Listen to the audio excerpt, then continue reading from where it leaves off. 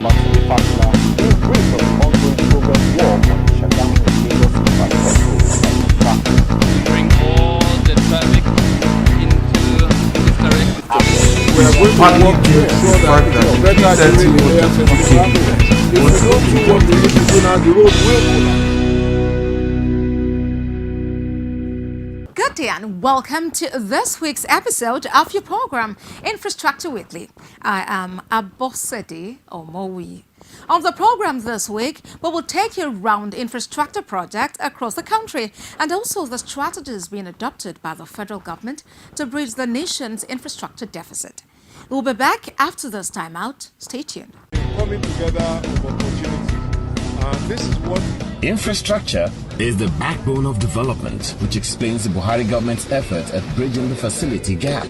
Infrastructure Weekly is a television package designed to bring you latest information on hundreds of development projects going on in various sectors all over the nation. there is no state in Nigeria today where you will not see our contractors busy at work. Power generation, rural electrification, road rehabilitations, national housing scheme, construction of roads and rail lines across the country, you name it. We are now able to produce 7,000 megawatt of power. That is no longer debatable.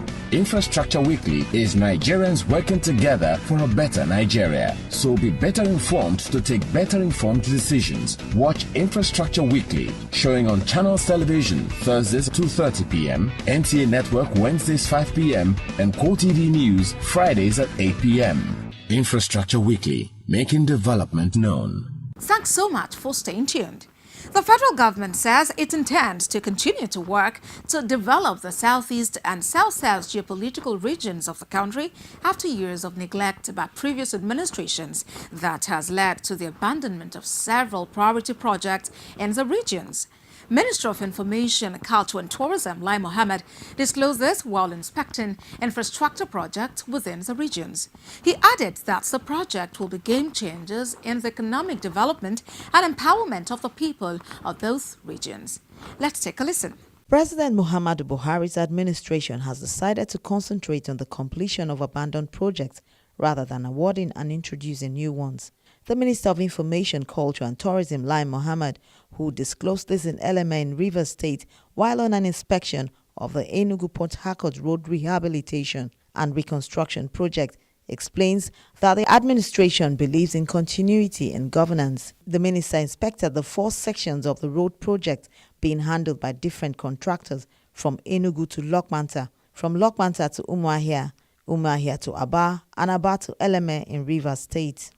Even though this contract was awarded in 2014, serious work could not commence until 2016 because between then and 2016, a paltry 100 million naira was made available as a mobilization fee, and the contract stipulated that 4.08 billion naira should be the mobilization fee. So it was this government that came in 2016 and made available that over 4 billion naira that enabled the contractors to fully mobilize to site. The contract was awarded in the year 2014 and being concurrently divided into 4 sections, but was unable to fully take off due to funding constraints.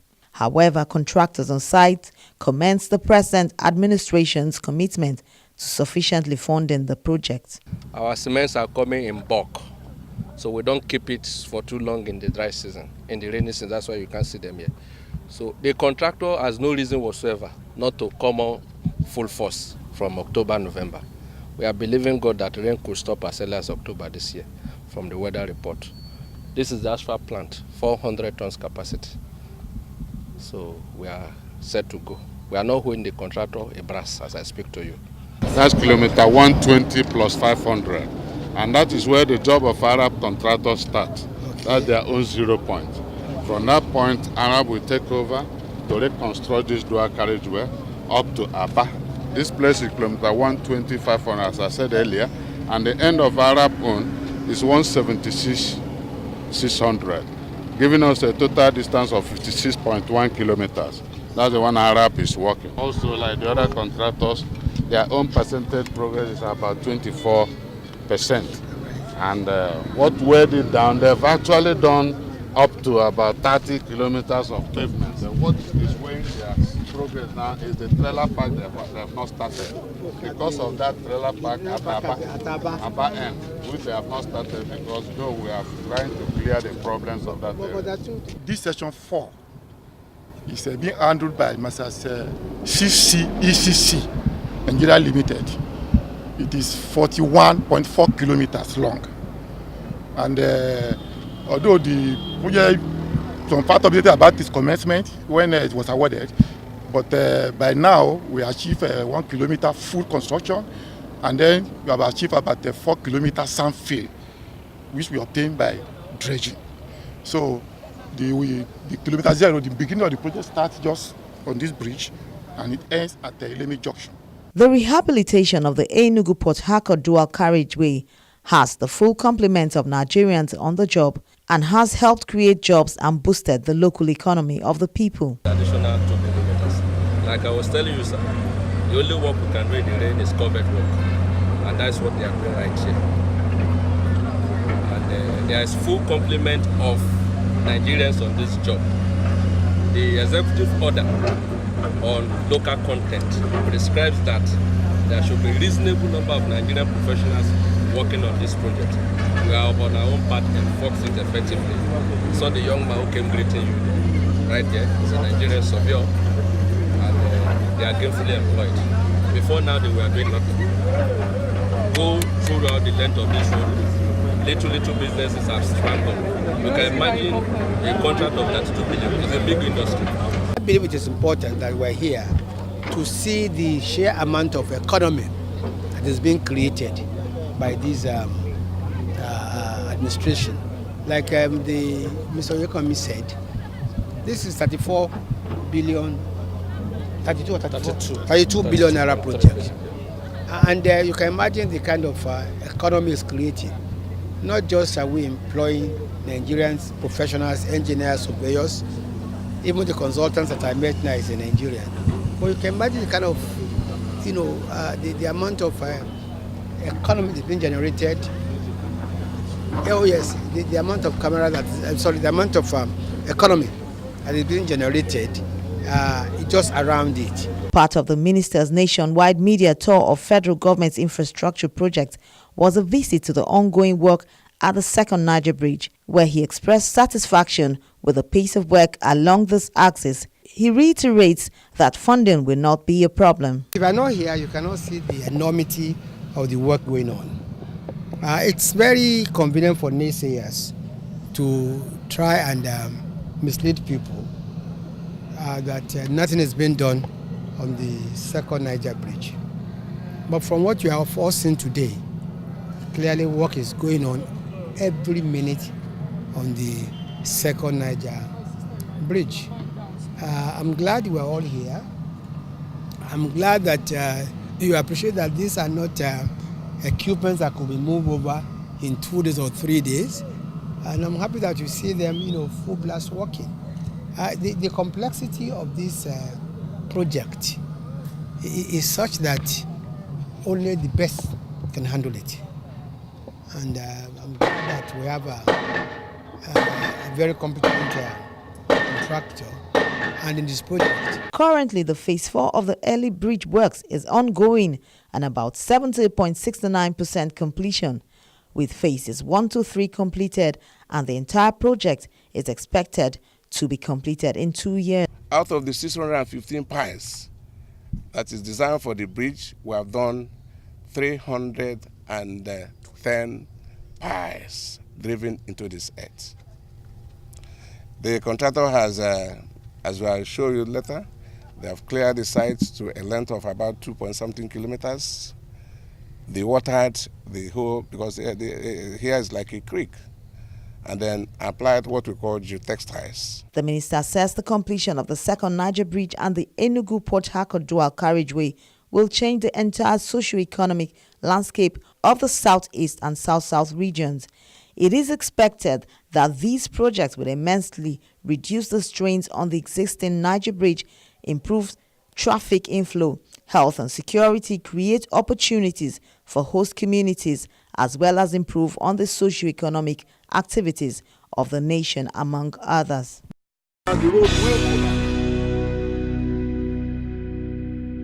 The federal government has continued its drive towards bridging the nation's infrastructure gap by approving more contracts for several parts of the country.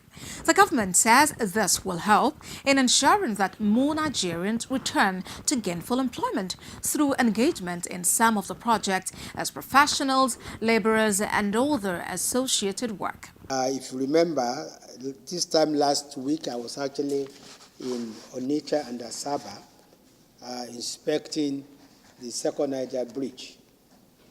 Today, the federal government, the Federal Health Council, has now approved the award of the link road. The bridge itself is just 1.95 meters, but the link road is about 11.9 kilometers. And this contract was awarded, of course, to Julius Berger for the sum of 206 billion naira.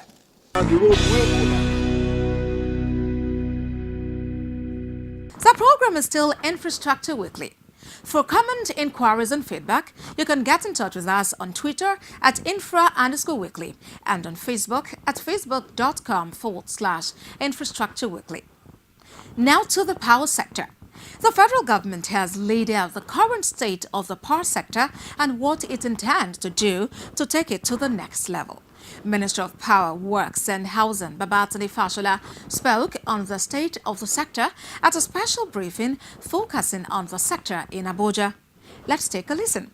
President Muhammadu Buhari understands that the provision or absence of electricity infrastructure in the country has a lot to do with the psychology and progress of the people. In fact, his determination to revive the nation's infrastructure flows from his frustration before assuming office, that despite the enormous oil revenue under the previous PDP administrations, that Nigerians were denied the comfort of utilizing good power supply.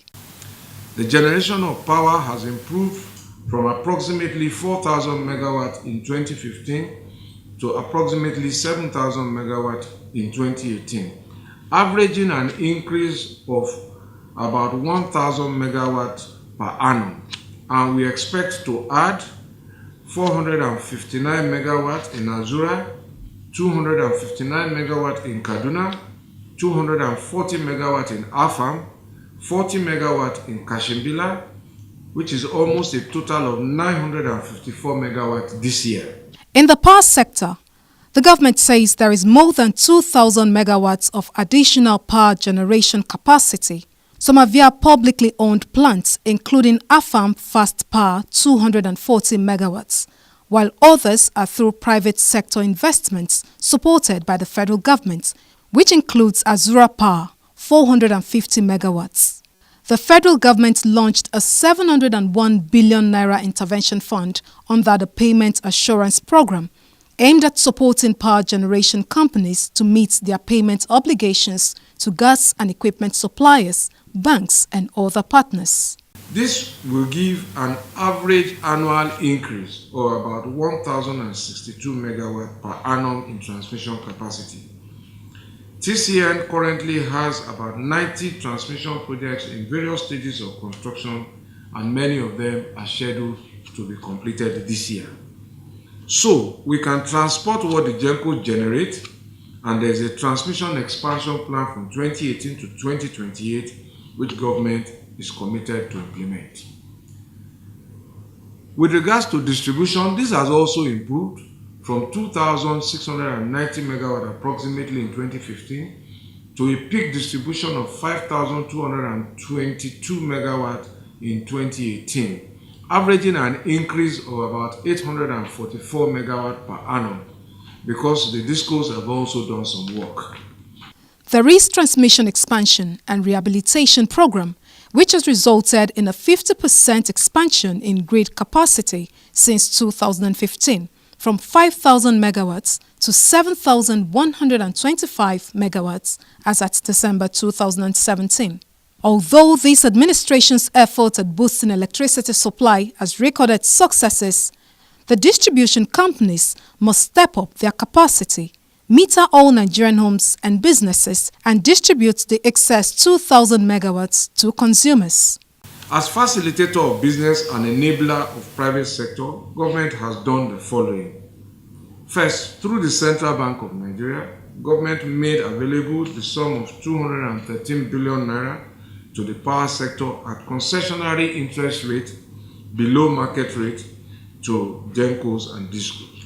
Regrettably, because of the source of funds, conditions such as the opening of letter of credit which were attached to secure performance of the purpose for which the money was meant, some DISCOs have not taken the money and instead have gone to court, thereby frustrating full disbursement to other members of the value chain. The Buhari-led federal government also launched the Distribution Expansion Program, which was approved by the Federal Executive Council in February 2018, to deliver 2,000 megawatts of unused power capacity to consumers in need. Implementation of the DEP has commenced with the issuance in May 2018 of a call for tenders for the procurement of distribution substations and electrical equipment. In order to assist in the evacuation of 2,000 megawatts, the deficit between what the GENCOs can produce and what the DISCOs can produce, the government asked the DISCOs to submit their transformer and equipment requirements. As 40% shareholder, government has committed to invest 72 billion naira for procurement of equipment and installation to help get to 2,000 megawatts to consumers. And this process has been advertised with encouraging responses from original equipment manufacturers which are being evaluated. Just recently, the power generation level rose to an unprecedented 7,000 megawatts, and there are indications that with the resuscitation of the Mambila power projects and others in the country, Nigeria will continue to witness an incremental rise in power transmission and distribution. This administration is presently focused on reviving power infrastructure. The regulations require DISCOs to contract with their MAPs in order to promote a harmonious relationship and reduce friction and disputes. The power sector, since privatization in 2013, had suffered a lot of setbacks. But with various interventions by the federal government, transmission and generation companies, the sector is recording increase in power capacities. While the Nigerian Electricity Regulatory Commission is ensuring that DISCOs make meters available to all Nigerians, the impact is being felt as the amount of power being distributed is now currently steady at around 5,000 megawatts and generation now put at 7,000 megawatts higher than ever recorded.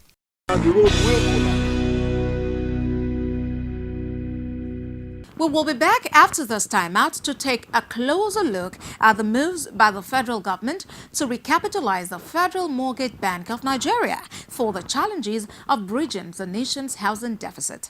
Join us after this break.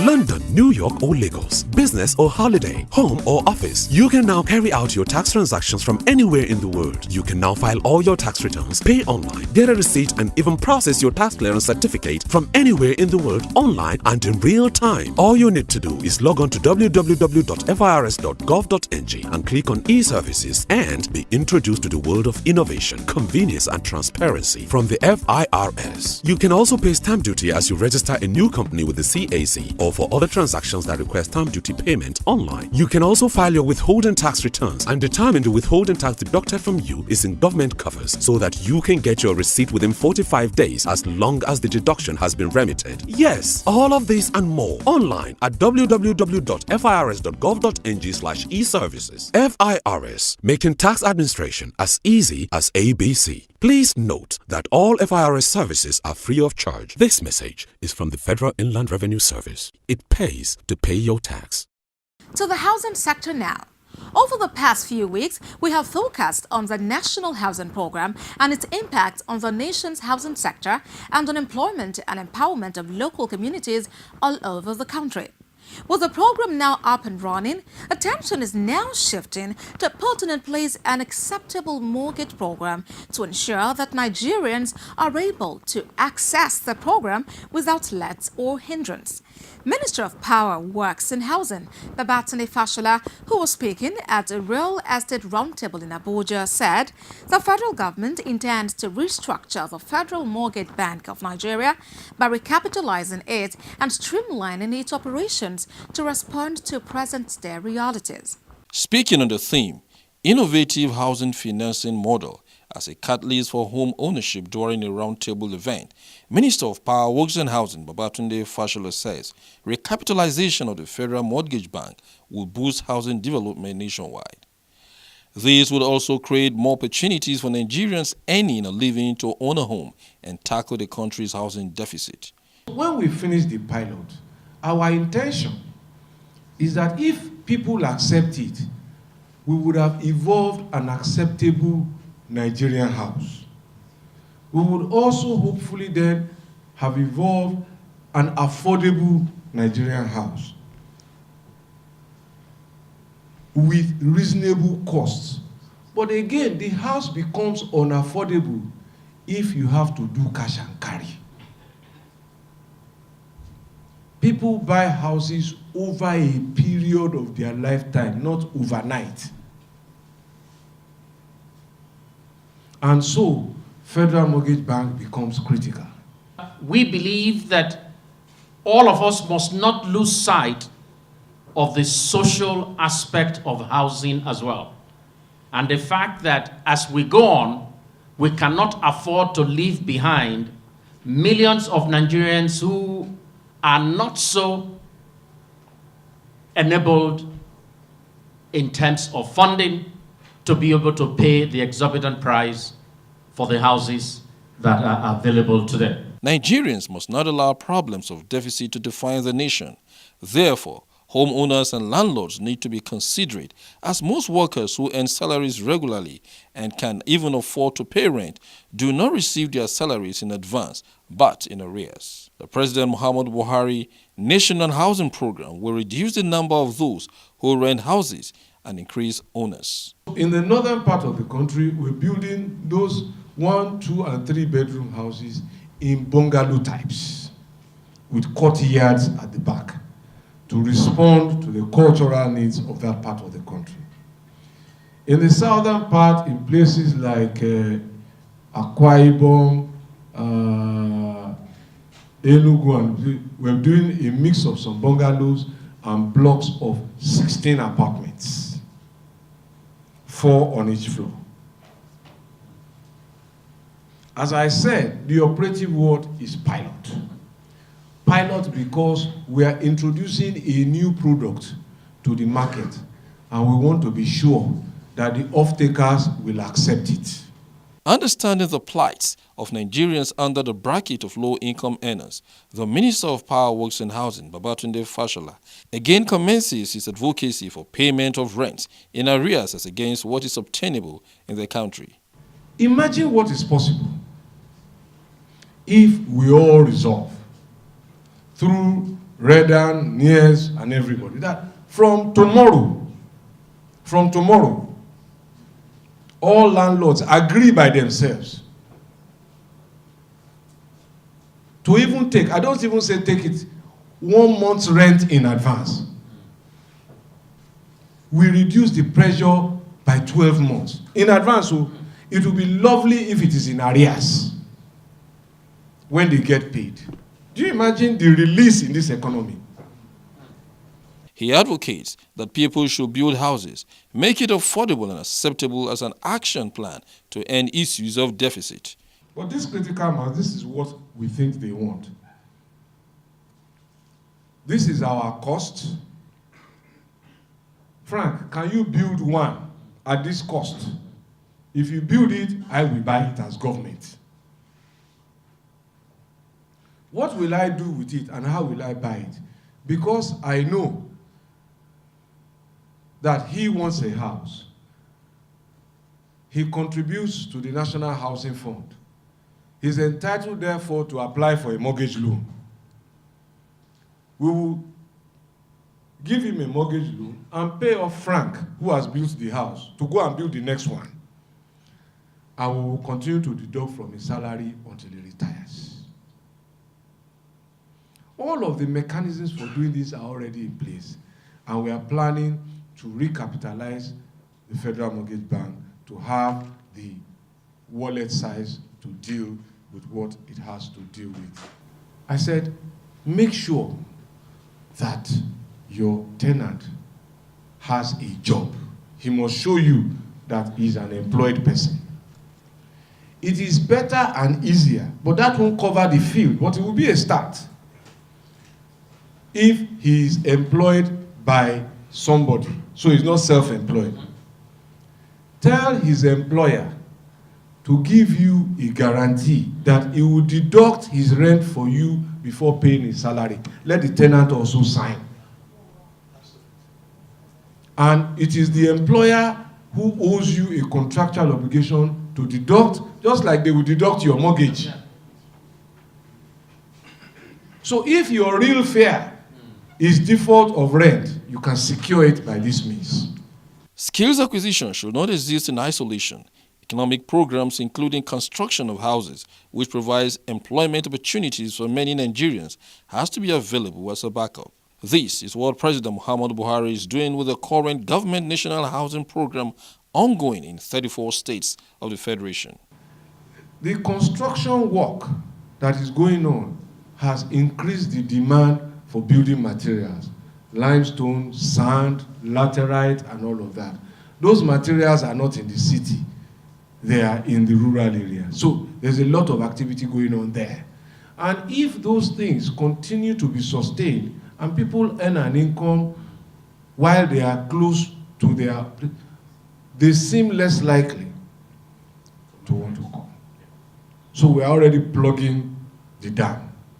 The meeting focuses on making life better for the country's critical mass, the taxi drivers, market women, and women who earn their money daily and are not even sure for making any revenue for that day. Meanwhile, landlords expect advance payments. Stakeholders agree with the minister's recommendations that there should be a landlord-tenant agreement backed up by effective housing laws.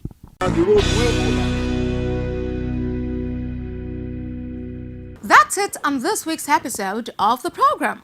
Join us again next week for another bumper package. Until then, pay your tax and continue to protect and take ownership of all public utilities around you. I am Abosade Omowi. Let's continue the conversation on the social media handles showing on the screen. Bye for now. Must be popular in brief of ongoing program war